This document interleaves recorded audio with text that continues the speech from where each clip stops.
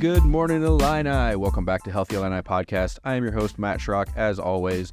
And if you followed us for a while, we're up in the 80s now on episodes, which is kind of wild to think about, but exciting at the same time. But if you followed us for a while, you know that we hit a variety of topics when it comes to health and well-being. And today we're circling back to an area that we've talked about a few times, and that's your nutrition and your diet when it pertains to your health. But we are hitting a new area of that we really haven't focused on here on the program. So I'm excited about that. But because of that, we do have two returning guests with us. Excited to have them here. First is Bree Whitted. She is one of our nutritionists here at McKinley Health Center. Bree, thanks for being here. You're welcome. Thanks for having me, Matt. She works out of our health ed department. And then with her is her grad assistant, Brianna Metras, who has been here again a number of times. So Brianna is a PhD candidate in nutrition sciences. She's a grad assistant here at McKinley. She's a dietetic intern.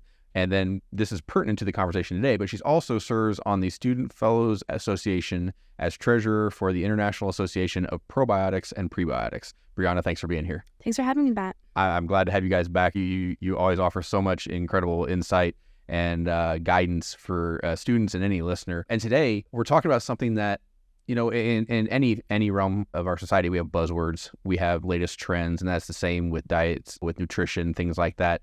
And while I wouldn't necessarily call this a latest trend because it's something that's been around for a while, but probiotics is a word that you hear thrown around in a lot of context, in a lot of areas when you're talking about nutrition and health.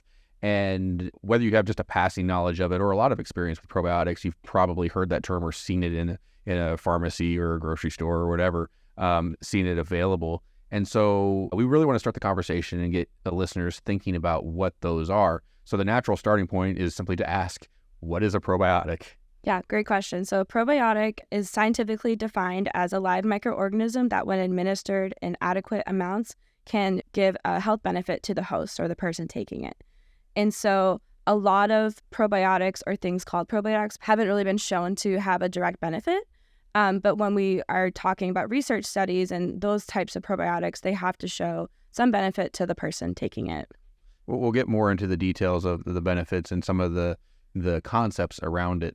But like most people, when they hear probiotics, they're thinking pills, some sort of supplement, things like that. But it happens naturally. They can be found naturally in food. So let's first start with that. What are some foods that you can digest that naturally have probiotics in them? Yeah. So when we are talking about like fermented foods, for example, that naturally have probiotics, there's technically 3 categories of where you can find probiotics. So you can find them on their own, like a live microbe. Maybe that's in a supplement or a tincture. Then there's fermented foods that with live probiotics. So for example, with yogurt, kefir, they have, they're dairy-based, but they have bacteria that we know confers a benefit. And then we have fermented foods that contain live microorganisms. So they have bacteria, but whether or not they're beneficial to the person taking it is yet to be determined. So that might include kimchi, kombucha, sauerkraut. And so when we are talking about where to get probiotics, I like to recommend dairy products like yogurt and kefir, but there's many different fermented foods that also have live microorganisms. And this is kind of an aside on this, but one of the things that I love about what our nutrition and dietetics program here at McKinley is that if you come in, you're like, well, I want to get probiotics, but I really don't like yogurt. I don't like maybe a texture thing and maybe a flavor thing. There's other options out there and you may not know about it. And I love that we have staff that can give those guidances on that if there's something that you're struggling with as far as nutrition, whether it be finding a variety or finding what to eat, or you have dietary needs, or you just have, I just don't like the taste. That's an okay assessment. That if you have something you're like, I just don't like to eat it. Fermented foods have a very specific taste. You listed off some stuff. I'm like, yes, sauerkraut. No, that's not for me. That's just one I don't enjoy. But that's something that we can do here and help you, guide you in that. So that's just a kind of an aside. But I love that aspect that there's a lot of variety we can do it. So, but if there is something that somebody wants to find it in pills, that they can also find probiotics in pills and supplements, correct? Yeah, and I would definitely refer to your doctor about getting that appropriate subscription or prescription, because the ones bought in stores, they're usually packaged into a dehydrated form, which is not really their natural active form. And to get them in a supplement, you actually have to compress them. So compressing them into a small pill or tablet can alter their DNA. And whether or not that's good or bad, we're not really sure. But getting it from a prescriber, like a doctor, is always the best way to get the best quality. Okay, and you kind of led into the next thing I want to talk about is that, you said we're not really sure of the benefit of that.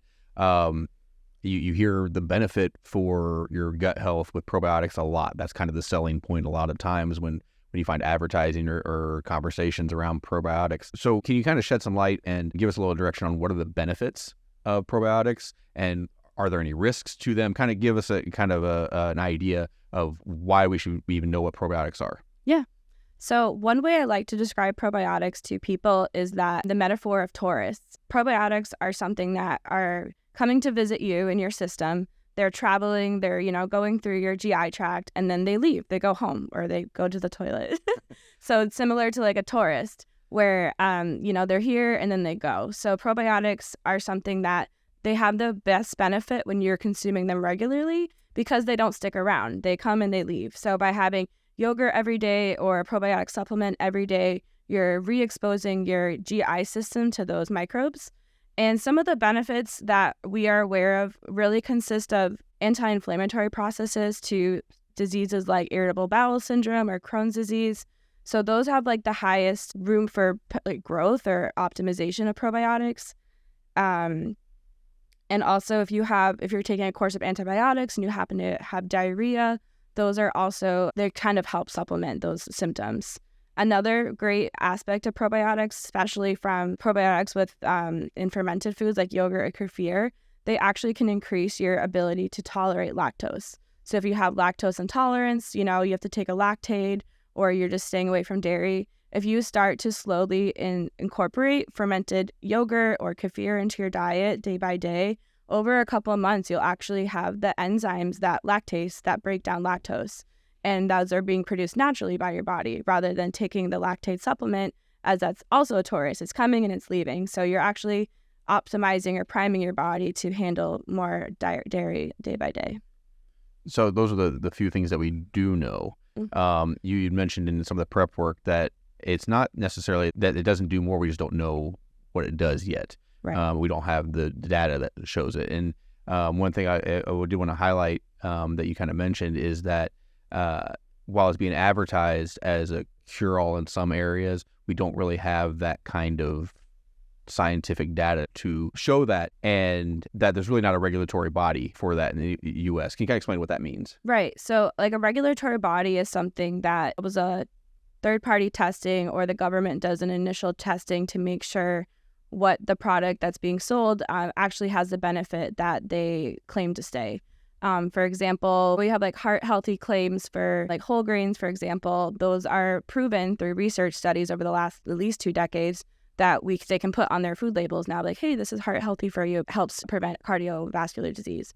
With probiotics, since the research field is so new and it's very difficult to have, rigorous human trials that are testing a probiotics or looking at outcomes of the gut microbiome or blood measures, to have that kind of cause and effect understanding at this time. But maybe down the road, there'll be more clear-cut answers as to what they can do. Until then, it's really difficult for the FDA to make those regulations and claims. And so when we have supplements in our country that are sold, having regulation of probiotics is essentially non-existent. That does not mean that they're not good for you or they're not beneficial, but we just cannot prove or, support by science what their actual outcomes are. That actually jumped into what I wanted to ask next of you is, you talked about, IBS, you talked about the lactose issues that are clearly proven benefits.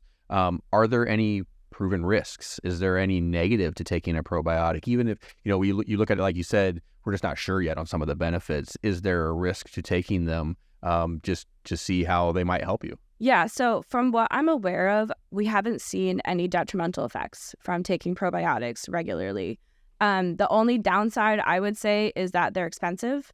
They definitely cost a lot of money when you're buying them at the store, especially the higher end ones that are in the refrigerator or have dark glass brown bottles. Those are ones that are better. They're better shelf stable, but they're also going to cost you a lot more money. So, incorporating this into your diet regularly as recommended can definitely add an expensive like cost to your monthly budget. So for that, it's not always best.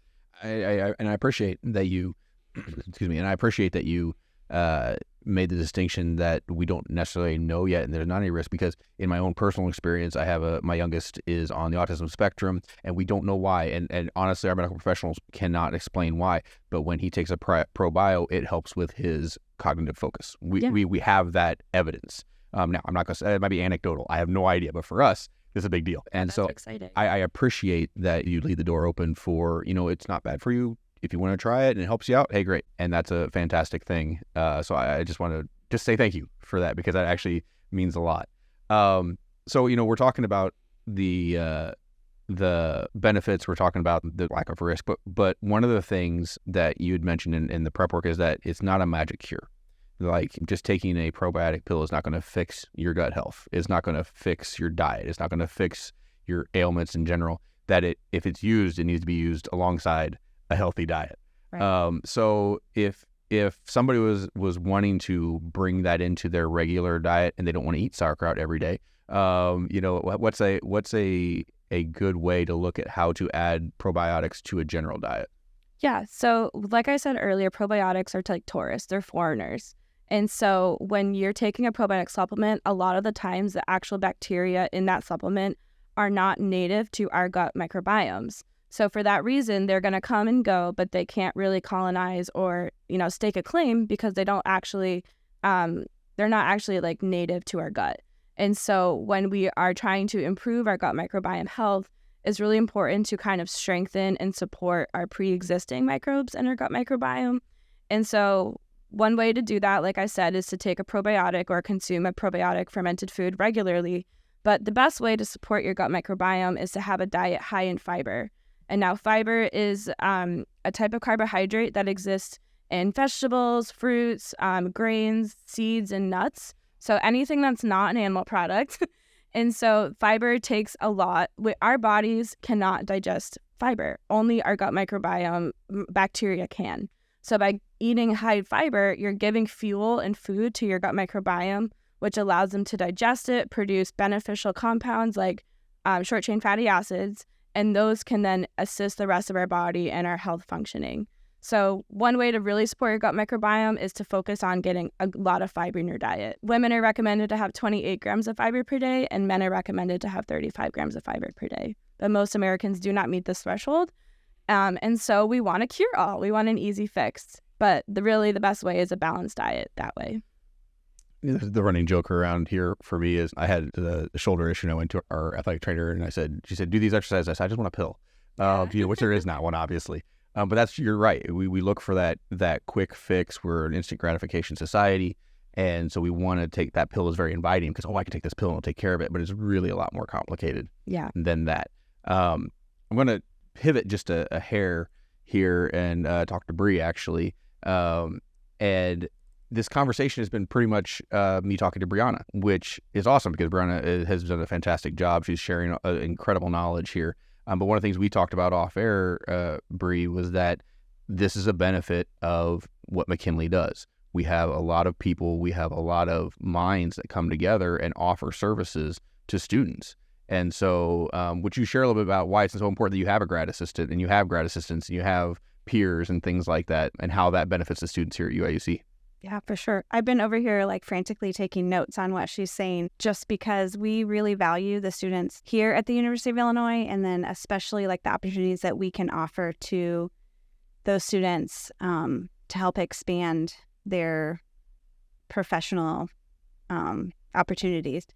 But we really kind of get more of the benefit than they probably do from us because Brianna is so knowledgeable about this topic, and other graduate students that I've worked with before too and do work with now, they're knowledgeable in other various topics. And so I'm able to pull their knowledge into my practice and not have to spend hours researching probiotics because someone like Brianna has already done a lot of that for me and can kind of summarize it and tell me what the big takeaways are. So I can recommend fiber all day, every day until my face is blue with no apprehension. But probiotics is an area that, maybe I'm not as well versed in. So we offer graduate assistantships in different departments here at McKinley Health Center. That's one of the reasons I love doing this program is, I mean, we've done 80 some episodes now, and I get the opportunity to learn about so many things and have conversations that I wouldn't necessarily have the opportunity all the time. And it's one of the things I really appreciate about our health ed department is that all of our educators are passionate about what they do and also passionate about learning more about what you do. I've had so many conversations with so many of you about what's coming down or what you're working on or what trends you're seeing and things like that. And so I just really appreciate the staff and the skill that we have here at McKinley that we can offer to students, because it is a group that is that cares about students, that wants to give the best experience, wants to come alongside and assist in the best way possible. And so learning about these things is an opportunity to grow for us, but also an opportunity for us to grow in what we share with the students around us. And probiotics is one of those things that we've heard the conversation and we've heard the term, but now we have the conversation and try and expand on it a little bit. But we are running out of time today. If you have more questions, I know Brianna has said that she would be more than happy to talk to anybody about this. She's clearly passionate about it. And every time you're on the program, I appreciate it because you bring an energy and a knowledge that is just really unique. So thank you so much for being here today. I appreciate it. Yeah, thank you so much, Matt. I had a great time talking about this with you guys. And Bree, thanks for bringing your GA, because you connected us in a way that we can share this program with others. Yes, thank you. If you're listening to this today and you've heard something that piqued your interest or you're just not sure about or you just want to follow up with, by all means, please contact us here at Healthy Illini. Contact us at the Health Ed Department here at McKinley. We would love to connect you with Bree or Brianna and give you options to find out more, to increase your knowledge, that you can have, you can better maintain your nutrition, better maintain your diet in a way that supports what you're doing right now. Because it's all about learning as we go. New things come, new developments come, new information comes. And as we get it, we want to share it with students because it's important for everybody, not just during these college years, but for the rest of your life, to know how to be healthy, how to be well. And there's so many aspects to it. So give us a call, shoot us an email, stop by. We would love to connect with you and have an opportunity to share more information with you. If you need to know how to contact us, our resources are always in our bio of the episode. You can find it there, and you can follow up with us. If you have questions, you have concerns, anything like that, we'd love to connect with you. So thank you for joining us today. You're on a personal journey no matter where you are in it. You are important and you matter. Your health and wellness are important and matter, and we are here to keep you well to excel. So go have a great week, Illini. Let us know how you're doing, and we'll catch you next time on Healthy Illini.